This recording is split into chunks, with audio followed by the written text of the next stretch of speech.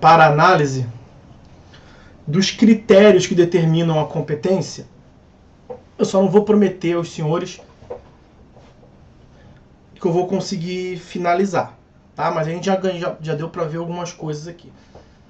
Eu vou ver alguns critérios então e se continuar essa dorzinha que eu tô agora eu vou acabar.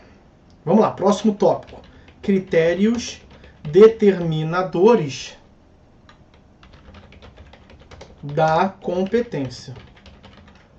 Eu acabando a aula mais cedo, meus amigos, vocês podem ficar tranquilos, que os senhores não vão ter prejuízo no conteúdo, tá?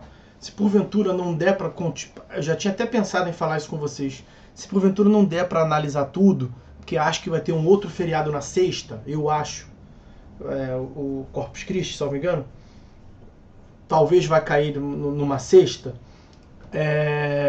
a gente marca um encontro no grupo, nosso grupo lá, a gente marca um encontro, agora tem a plataforma online instituída já, a gente toca o barco aqui, tá bom? Bom, os critérios são 5. Deixa eu apresentá-los aos senhores, então. Matéria, pessoa, função, valor da causa e território. Esses são os 5 critérios que se fazem necessário analisar para definir a competência de um juízo. Como eu adiantei para vocês, os 5 critérios não são alternativos, mas são cumulativos. Então você não vai escolher um em cada demanda para utilizar. Não vai dar certo. Os 5 devem ser analisados sempre, em toda e qualquer demanda. Vejam, esses 5 já é uma análise posterior, porque a primeira análise é saber se o judiciário brasileiro pode julgar. É porque as coisas que acontecem em modo geral, o judiciário brasileiro pode julgar. Mas nós temos que primeiro ver se o judiciário brasileiro pode julgar. Podendo, a gente continua e vai definir esses tópicos aí. Se você no resultado final cair num juízo, num local que só tem um juízo, está resolvido, pronto, final. Se você cair no lugar que tem mais Friburgo 3 varas cíveis, você definiu vara civil de Nova Friburgo, nós falamos que tem que ter um outro item que é a distribuição. Já falamos sobre ela, ok? Vamos lá, a primeira delas é a matéria. Vamos seguir a ordem. A respeito dessa ordem, lembra que eu falei que tem uma distinção entre competência absoluta e entre competência relativa? As 3 primeiras são competências absolutas. São critérios do nível competência absoluta. Os outros 2, valor da causa e território, são critérios do nível relativo. Ok? Então, matéria. Vou tentar ficar um pouco mais parado aqui, sem usar tanto chat. Peço a compreensão de vocês, porque esse movimento tá pensando mais e piorando um pouquinho. Vamos lá, matéria. Vou fazer as considerações aqui e peço que os senhores toquem o barco aí. Como o nome diz, pode ser que o judiciário estabeleça órgãos jurisdicionais que possuam competências específicas quanto à matéria. A distinção de vara civil e vara criminal já é um dado elementar nesse sentido. Então, com a finalidade de prestar uma tutela jurisdicional ao final melhor, é que se faz esses tipos de divisão. Então, o intuito é de qualificar a prestação jurisdicional, de especializar o juízo. Evidentemente, quando o julgador... Veja, senhores verão, falência, recuperação judicial é algo absolutamente complexo. Quando você cria uma vara de falências, aquele julgador vai se aprofundar, vai se especializar em falências. E todo o contexto que tem... Claro que ele tem que saber de tributos. Tem várias repercussões a falência. Claro que ele tem que saber de relações trabalhistas, manutenção ou não do vínculo de emprego. Mas ele estuda esses tópicos no contexto da falência ou da recuperação judicial. Num juízo de vara única, não tem essa divisão quanto à matéria. Então, o juiz, a vara única de Bom Jardim, como eu mencionei ainda há pouco, pega desde administrativo, passando por tributário, passando por crime, passando por intervenção do Estado na propriedade, relações consumeristas, infância, juventude e idoso, tudo. Então, quando o judiciário divide e fala, você vai julgar só falência, você vai julgar só cível, você vai julgar só família, você vai julgar só órfãos e sucessões, é para especializar e com isso qualificar o exercício da jurisdição. Aliás, é por isso que ele é de competência absoluta, como eu disse para vocês. Sempre que a lógica for para beneficiar o exercício da jurisdição, para que a jurisdição seja melhor prestada, isso é absoluto, porque é um interesse público. Os outros dois critérios, então, territorial e da valor da causa, eles servem para beneficiar a parte em tese. Então, por isso que eles são relativos. Ainda quanto à matéria. A Constituição já traz uma divisão quanto à matéria que nós vimos lá quando da análise das justiças especiais. Nós temos a justiça comum e a justiça especial. Quais são as justiças especiais? Trabalhista, eleitoral, militar.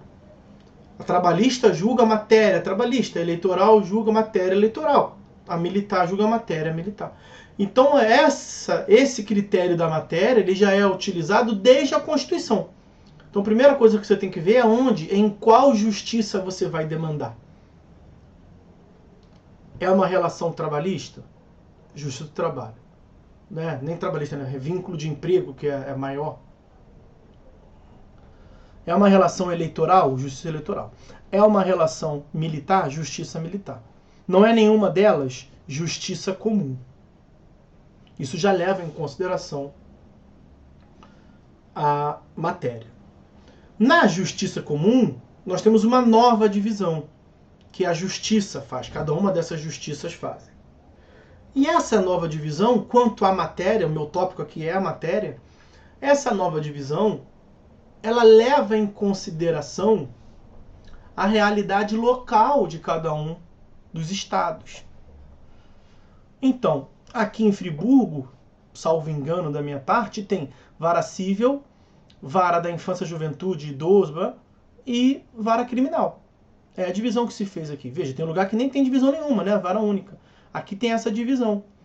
Lá embaixo, é muito comum não, mas acaba acontecendo do advogado que atua muito em Friburgo, ao propor demanda no Rio, se não se atualizar e não fizer uma nova pesquisa, dá ruim. Dá ruim por quê? Porque o camarada vai propor um inventário e partilha, lá embaixo, e propõe a vara de família, como é aqui. Lá embaixo, ou vara cível, que agora me fugiu. Tem que pegar o Código para análise. Acho que é vara cível, que inventário aqui é na vara cível. Lá embaixo, no Rio de Janeiro, tem uma vara de órfãos e sucessões. Tem uma vara que foi criada só para tratar disso. Sempre que tem uma vara que foi criada só para tratar disso, o que você tem que fazer? Tem que seguir aquela ordem do legislador local. O que eu quero chamar para atenção nesse momento para os senhores é que é o legislador local. Lembra que nós vimos que a lei estadual é fonte de direito processual? Porque a lei estadual, dentre outras funções, pode criar órgãos jurisdicionais naquele estado. Então o legislador do estado do Rio de Janeiro não achou importante criar em Friburgo uma vara só para tratar de sucessões, mas no Rio de Janeiro ele o fez. Se você vai demandar na capital do Rio de Janeiro, você tem que respeitar a divisão quanto à matéria que é feita na capital do Rio de Janeiro. Ok? Vejam, eu gosto sempre de dar esse exemplo. Aqui no Rio de Janeiro, será que em qualquer lugar do Rio de Janeiro seria conveniente ter uma vara de conflitos agrários? Parece que não. Ah, mas a pessoa tem sim. Não estou falando que não tem. Veja, aqui em Friburgo tem óbito e tem sucessão, mano. Criou uma vara só para isso. É quando você cria uma vara só para tratar daquela matéria, é porque aquele fenômeno, aquele tipo de processo se repete muito. Vejam, outro exemplo também, aqui em Friburgo não tem vara de recuperação judicial e falência. O que não quer dizer que seja proibido de aqui ter uma falência. Mas se acontecer, vai acontecer um caso ou outro, é mais esporádico, não justifica a criação de uma vara especializada. Então aqui não vai ter, no Rio de Janeiro todo não tem vara de conflito agrário, aqui não tem vara indígena.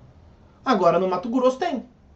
Por que lá tem? Porque lá aquilo acontece muito mais. O juiz se especializa naquele contexto. Então, o que eu quero chegar com isso? Quando a gente fala de competência lato sensu, qualquer um dos critérios, a análise se dá nos mais variados âmbitos normativos. Na matéria, por exemplo, nós falamos que tem na Constituição, o CPC diz que pode dividir contra a matéria, mas ele mesmo não divide, porque o CPC é uma norma federal. O CPC não sabe se tem que ter vara de família ou não em Bom Jardim. Não sabe se tem que ter vara de especializada em falência ou não na capital, sei lá, de Sergipe. Isso é o legislador local que vai ter que analisar. Claro, junto com o Tribunal de Justiça. Todo Tribunal de Justiça tem um órgão de cúpula, que é o de gestão, que estuda isso, a quantidade de processos em cada uma das matérias. Ok? Então, quanto à matéria, era isso que eu queria ver com os senhores.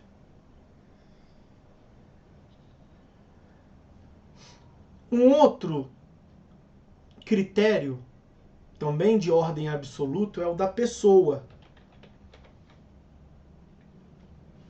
É o da pessoa. Porque pode ser que a qualidade do sujeito processual interfira na competência. Eu acabei de mencionar um tipo de sujeito processual que, quando aparece no processo, modifica até a competência, a união.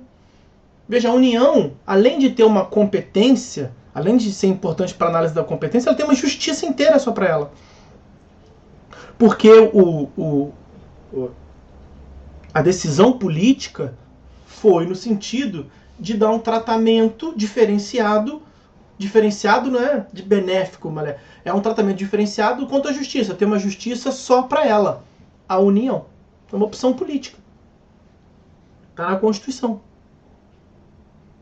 Então, a depender da presença de certas pessoas, isso pode levar a competência para um lugar ou para o outro. Um outro exemplo, para não ficar na União, são as varas de fazenda pública. Lá embaixo, a PGM só atua no Fórum Central, praticamente. Só em outras causas que ela não é parte, o município do Rio de Janeiro não é parte, mas ele tem interesse, aí pode ser que ele atue em outro lugar. Mas a regra 99.5, acho que alguém ativou meu mudo sem querer. Vê se foi. Eu acho que alguém tinha ativado meu mudo sem querer, apareceu ali na tela para mim.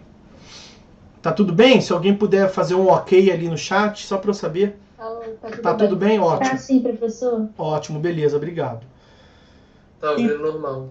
Show de bola. Então, quanto à pessoa, nós temos a União e temos as varas de fazenda pública. Então, o Estado do Rio de Janeiro atua no Rio de Janeiro, na capital, no Rio de Janeiro, atua numa vara só para ele. Tem 14 varas de fazenda pública. E o Estado também, o município também. O município do Rio de Janeiro atua só na vara de fazenda pública. Por quê? Porque a demanda, a quantidade, a importância política acharam por bem fazer esse tipo de divisão. E o Código de Processo Civil autoriza. Em Friburgo não tem vara de fazenda pública. Aonde que o município vai atuar? Ele vai olhar na realidade local de Nova Friburgo.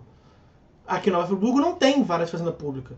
Então esse tipo de divisão de critério quanto à atuação aqui em Friburgo não tem sentido. A análise da competência, meus amigos, ela demanda sempre uma análise em concreto. Aonde que você vai atuar. E isso você pega na chamada Lei de Organização Judiciária, que é uma lei estadual. Cada legislador estadual tem a sua liberdade política para definir como é que vai ser a justiça estadual. Ok? Geralmente são os chamados Códigos de Organização Judiciária, que aqui no Rio de Janeiro é o tão famoso CODIGERGE. Para quem for fazer qualquer tipo de concurso que envolva o tribunal, vai ter que comer CODIGERGE com farofa. Tem coisa que só decorando, tem que decorar. Porque a estrutura do Poder Judiciário Fluminense é regida por aquele código. Código de Organização Judiciária. Próximo critério. Bom, e aí, só para terminar o da pessoa. A fazenda pública, de modo geral, ela tem benefícios processuais. Como prazo em dobro, que os senhores verão. E um dos benefícios processuais da fazenda pública é esse. Geralmente é criado uma vara só para ela, quando a demanda é tão grande que justifique. Ok? Bom, agora sim, passando para o próximo critério, que é o da função. O próximo critério é o da função. Ver se eu consigo me esforçar para terminar esse aqui.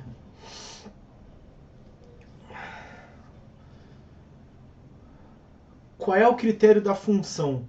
Eu mencionei ainda há pouco para vocês que no Poder Judiciário há uma divisão de trabalho quanto à função entre os seus órgãos.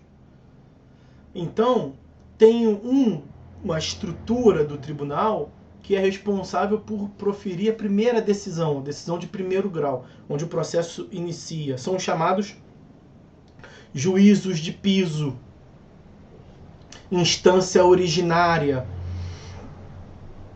primeiro grau de jurisdição. Vara civil.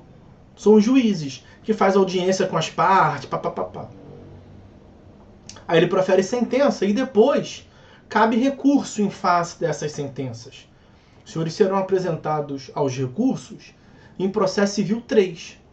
Mas quem é que julga o recurso?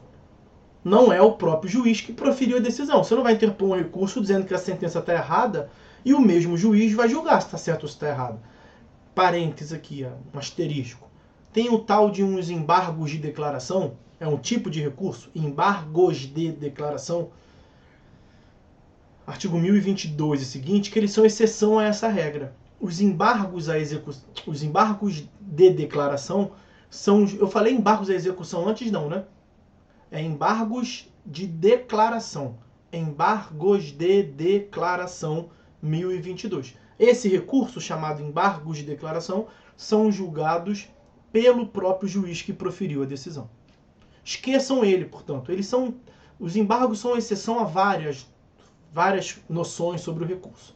Tirando os embargos de declaração, todos os outros recursos, apelação, agravo interno, agravo de instrumento, recurso especial, recurso extraordinário, embargo infringente, todos os outros são julgados por um outro órgão, porque você vai recebendo a decisão e vai subindo na estrutura do Poder Judiciário, até que você chega no topo lá, o STF.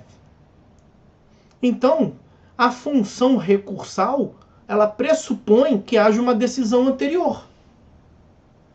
Cada um tem a sua função na estrutura do Poder Judiciário brasileiro. Se você quer começar uma demanda, você não vai levar para o STF. A não ser que seja uma demanda excepcional em que a competência originária seja do STF. Você não vai começar uma demanda já no tribunal lá. Você pensa assim, vê se não teria um malandrinho que ia pensar assim. Doutor, se eu propor uma demanda, se eu propuser uma demanda aqui em Friburgo, o juiz vai julgar, não vai? Vai. Cabe recurso? Cabe recurso. Vai para onde? Vai para o tribunal, lá para a capital do Rio de Janeiro. Tá. Aí vai ser julgado, não vai? Vai. Cabe recurso? Cabe recurso. Aí vai para onde? Vai para Brasília. Tá. Aí começou no STJ, né? É. Quando eles julgarem, cabe recurso? Cabe recurso. Aí vai para onde? Vai para o STF. E no STF, cabe recurso? Até cabe recurso interno no STF, mas chega uma hora que acaba. O cara poderia pensar assim, então olhe pra gente, pô. Quem que começa aqui? Não faz sentido nenhum, né? Já vamos começar logo lá no final. Porque aí, se eu tiver direito, eu já ganho logo no final. Se eu não tiver, também já sei que não tenho direito e é rápido, resolvo. Pra que as pessoas ficam... Pra que as pessoas ficam anos na justiça? É mais fácil você ir pro resultado final. Claro que não pode fazer isso, né? Isso seria pular a instância, pular a etapa, que não é admitido. Lembrem-se do devido processo legal. Todos têm que respeitar o devido processo legal. Então, a análise da função, ela é muito importante. A competência quanto à função, ela também é de natureza absoluta, porque ela também se relaciona com o exercício da jurisdição. A própria análise do recursal de uma instância superior rever o juízo a decisão da instância inferior é para melhorar, aumentar a chance de êxito, de ter uma boa decisão sendo proferida. Agora, ainda na análise quanto à função, quero que os senhores saibam que tem, estou me podando para não ir ao chat. Conto com a compreensão dos senhores irem escrevendo aí. A função, ela pode ser analisada sob dois prismas diferentes. Nós temos a divisão de funções no plano horizontal, que é a análise recursal, que eu mencionei para vocês, e temos uma divisão de função no nível horizontal. Então, vertical, recurso. Horizontal são funções diferentes que são exercidas no processo por juízos que têm a mesma estrutura hierárquica, estão situados na mesma estrutura hierárquica.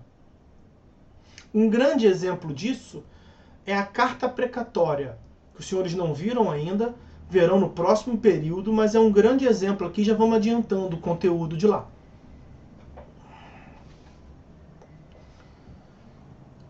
O juízo competente é o de Nova Friburgo.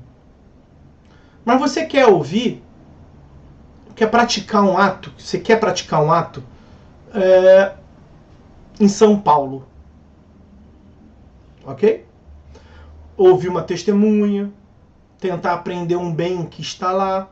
Lembram-se do parágrafo único do 516, que falamos ainda há pouco? O cara podia levar para lá, mas não levou, ficou aqui. Ok, vamos ficar aqui. Mas o juiz daqui não pode apreender um bem que está em... Não pode usar o oficial de justiça de São Paulo para apreender um bem em São Paulo. O juiz daqui não pode determinar a inquirição pelos agentes públicos de Santa Catarina, de São Paulo, meu exemplo é de São Paulo, para ouvir uma testemunha. Então o que ele faz? Eles pedem uma carta precatória. Agora carta só no nome, agora é tudo eletrônico, né? Eles pedem uma carta precatória eletrônica para o Tribunal de São Paulo, para que lá no Tribunal de São Paulo se faça uma divisão, se faça um sorteio e vai cair lá na vara civil de número 78 de São Paulo. Mas tem mais de 80 varas cíveis o Fórum Central de São Paulo. Caiu na vara civil de número 75. O juízo da vara civil, da 75ª vara civil, vai chamar a testemunha para colher o depoimento dela. O juiz daqui manda a pergunta para lá, os advogados daqui mandam as perguntas para lá e o juiz de lá efetua o ato. O ato de colher o testemunho. E aí depois o juiz de lá faz o quê? Depois ele embrulha para presente e devolve para cá. Ué, mas será? Será que o juiz lá de São Paulo pode se empolgar com a causa? Ele vai receber, né, os principais elementos da causa. Agora o processo eletrônico é mole, ele tem acesso a tudo. Antes mandava para ele fisicamente os principais elementos. Petição inicial, contestação. Ele olha aquilo lá e fala assim, caraca, é a primeira causa no Brasil sobre isso, eu vou abrir jurisprudência. Então, já que eu estou aqui ouvindo a testemunha, aliás, a testemunha deixou provado cabalmente que o autor tem que ganhar. Eu já vou aproveitar e julgar procedente. O juiz de São Paulo tem competência para julgar ou ele só recebeu competência para colher o testemunho? Segunda opção, letra B. Ele só é competente para exercer a função de colher o testemunho. Isso é uma divisão que não é do ponto de vista hierárquico, porque o juiz do Rio de Janeiro não está acima do juiz de São Paulo. Eles estão no mesmo nível da estrutura da magistratura nacional. Só que ele não tem função para julgar aquela causa, porque 43 começou nem lembro, na segunda vara civil de Friburgo, vai terminar lá, a não ser que seja uma das hipóteses excepcionais. Quando o juízo daqui pede para o juízo de lá colher testemunho, não sei porque eu me mexo tanto, é só para colher o testemunho. A função dele é só essa. Ok? Então, a competência quanto à função, o critério funcional de determinação da competência se divide numa análise hierárquica, vertical, e numa análise de desempenho de funções distintas no mesmo nível hierárquico, que é plano horizontal. Tá ok? Deixa eu falar rapidamente com os senhores sobre o valor da causa, que é um outro critério.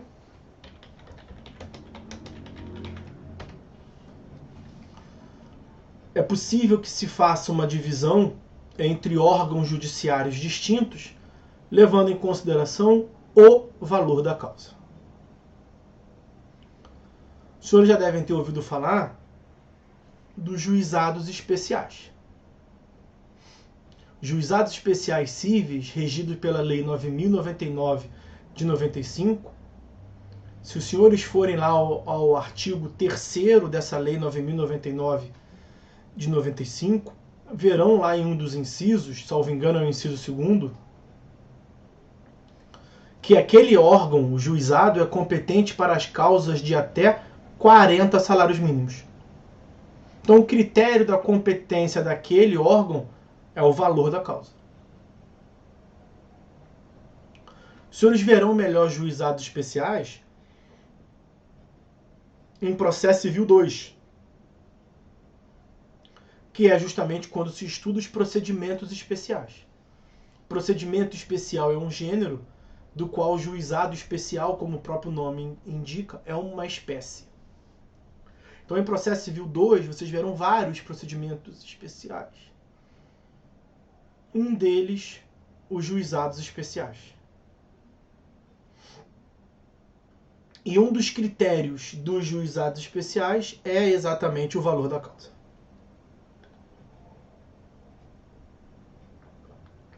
Só que você demandar perante o juizado especial é opcional. Você tem uma causa de 10 salários mínimos, está cobrando lá cerca de 10 mil reais. Você pode demandar tanto perante o juizado especial quanto perante uma vara civil. Por quê? Porque estamos diante de um critério relativo de determinação da competência, que leva em consideração, portanto, a vontade das partes. Porque o juizado especial, ele tem vários benefícios, mas também tem os seus malefícios. No juizado especial, você tem uma restrição probatória. Você tem uma restrição procedimental, de modo geral. Então você vai fazer a escolha. Quer um procedimento que, em tese, é mais rápido, mas tem menos espaço para discussão, juizado especial, ou quer um procedimento pleno de garantias, e como justamente é pleno de garantias, as garantias demandam tempo, isso pode levar a demorar um pouco mais o processo. É uma escolha sua. Ok? Além dessa questão do valor da causa quanto aos juizados especiais, há também uma previsão no Código de Processo Civil sobre a possibilidade das leis de organizações judiciárias dos estados em dividirem as suas varas, levando em consideração o valor da causa. Lembra que eu falei que são 5 critérios, mas são os 4 mais importantes? Por quê? Porque o valor da causa ele não foi utilizado em nenhum estado, tirando São Paulo. Então nós estamos no Rio de Janeiro. Não tem uma vara que seja competente para causas de até 1 milhão e outras que sejam de 1 milhão para cima. Lá em São Paulo tem. Lá em São Paulo, como envolve demandas mais substanciosas do ponto de vista financeiro, com mais frequência, eles criaram lá varas cíveis, por exemplo, para até 5 milhões de valor da causa e varas cíveis de 5 milhões em diante. Então tem tipo uma vara civil lá especializada em grandes fortunas, algo nesse sentido. Não lembro bem o nome, não estou com muita cabeça para lembrar agora. Então o CPC autoriza, mas de modo geral, exceção feita a São Paulo, os estados, nas suas leis de organizações judiciárias, não utilizaram desse critério. Lembrem-se que a Lei 9.099 de 95, os juizados especiais, é uma lei federal. Então não há uma divisão interna no âmbito do estado, do Rio de Janeiro, por exemplo, não tem, que leve em consideração o valor da causa. É por isso que eu continuo usando aquela brincadeira de cada um no seu quadrado. Porque são 5 critérios, mas na prática, tirando a exceção feita ao juizado, ou você vai para o juizado ou não vai, é uma opção sua. Aqui no Rio de Janeiro, nas varas cíveis do Rio de Janeiro, não tem essa quinta opção do critério do valor da causa. Ok?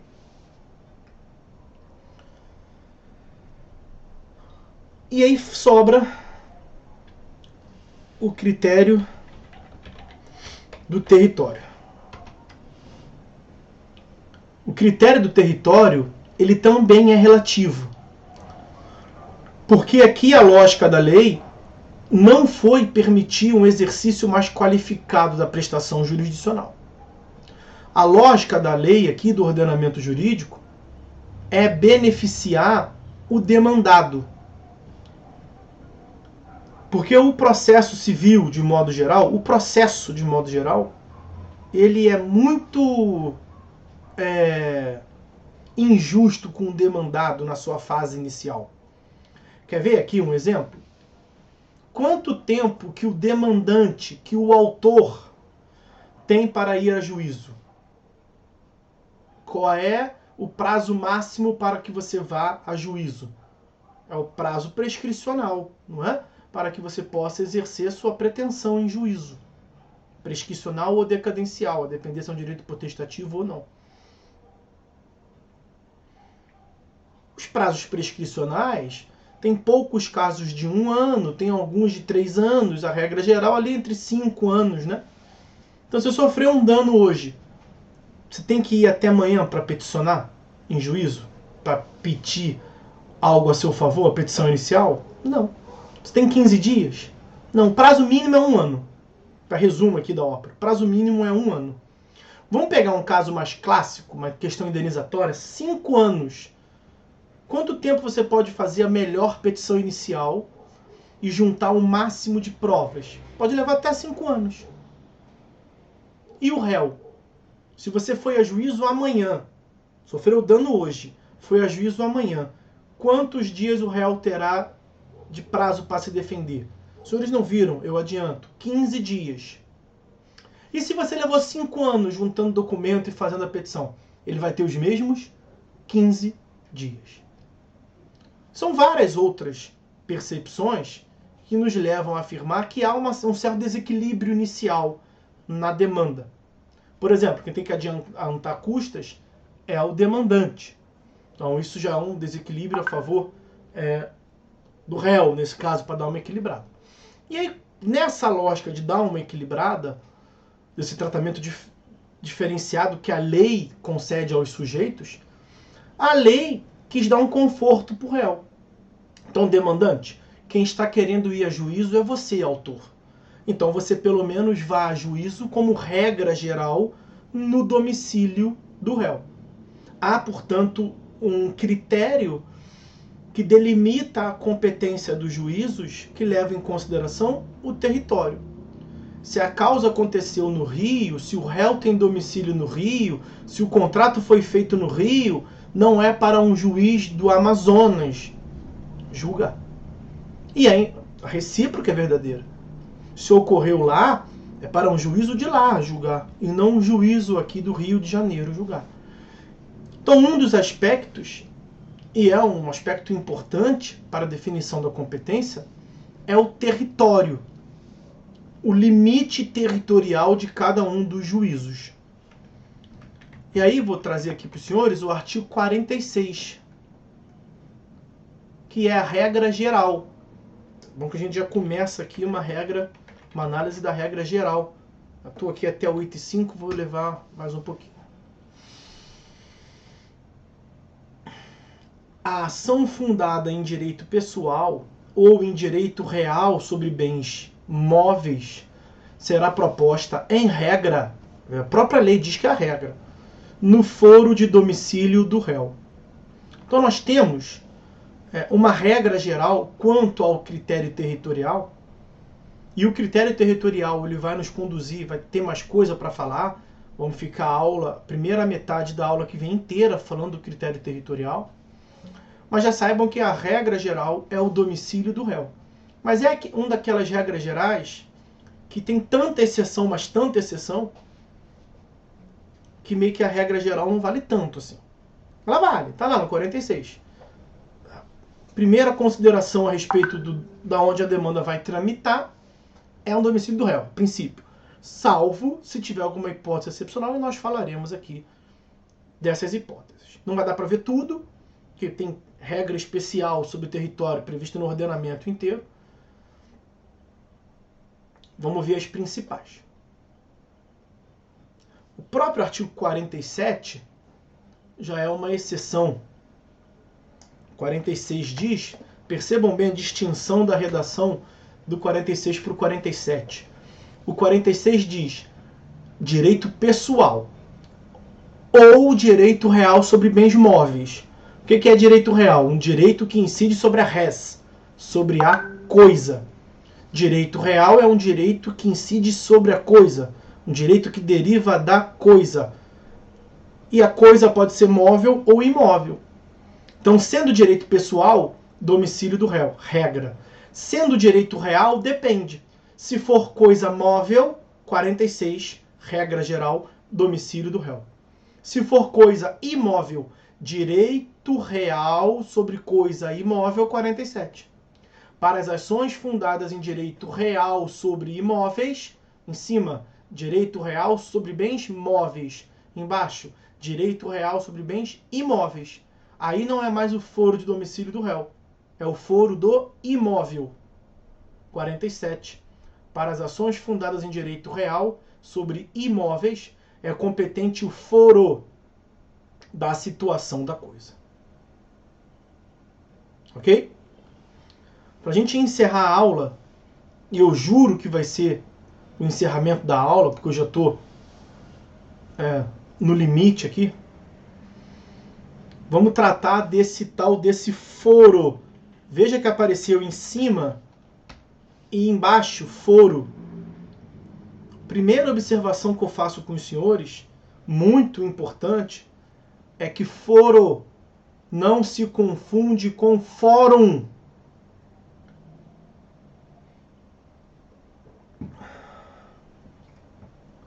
Aqui em Friburgo é um pouco mais difícil de ver, porque no foro de Friburgo só tem um fórum, que é aquele da Euterpe. Estou falando da justiça estadual, né? Caraca. Só que no Rio de Janeiro, que é um foro, nós temos mais de 20 fóruns.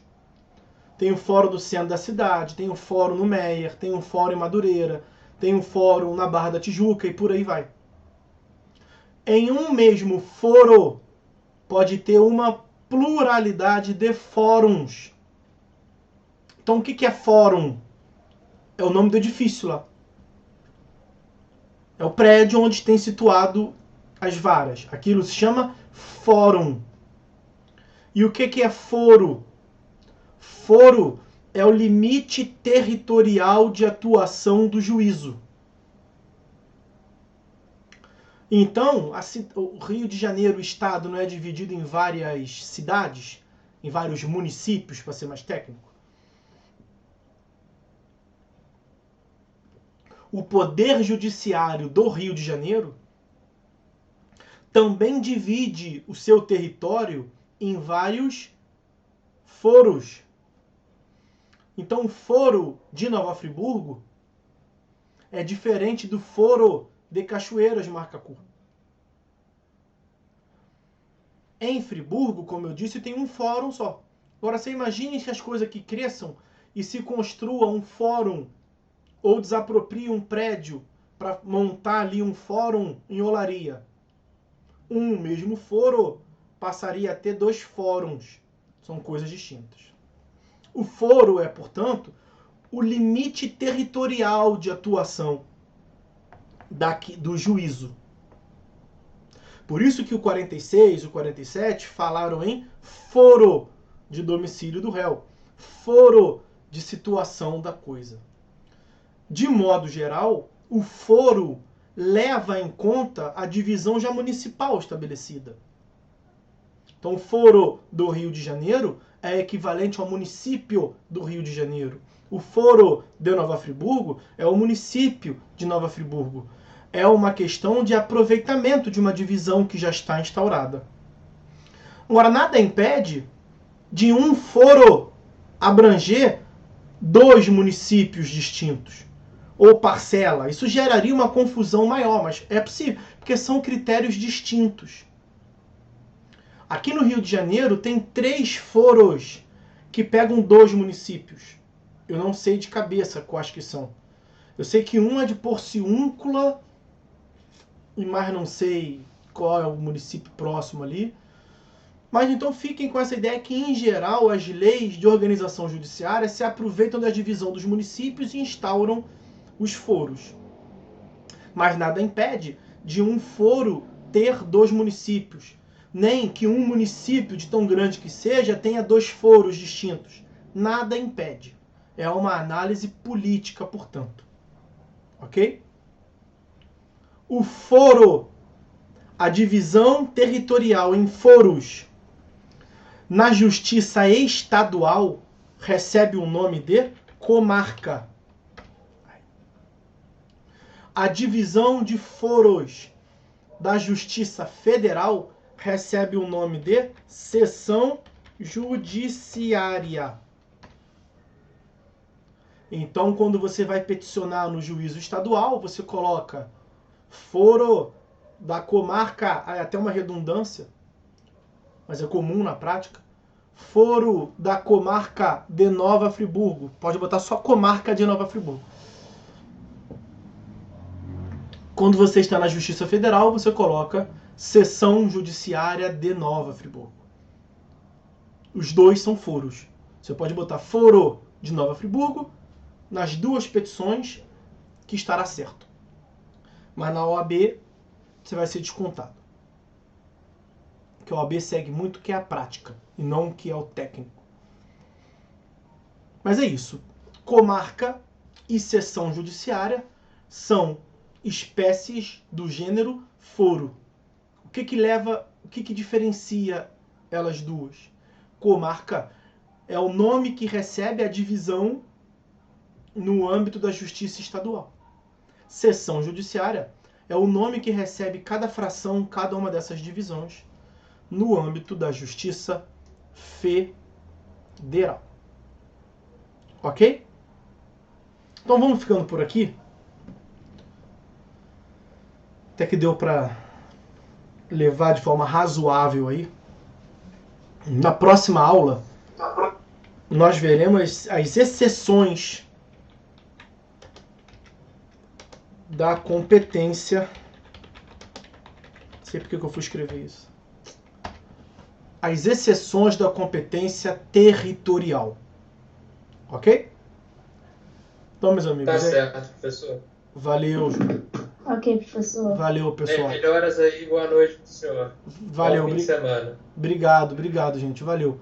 Valeu, Obrigada, professor. Boa Melhoras, noite. professor. Boa noite. Boa noite, pessoal. Boa noite a todos. Obrigado pela paciência, pela compreensão aí. Fiquem todos com Deus. Até a próxima. Fique com Deus também, professor. Tchau. Tchau.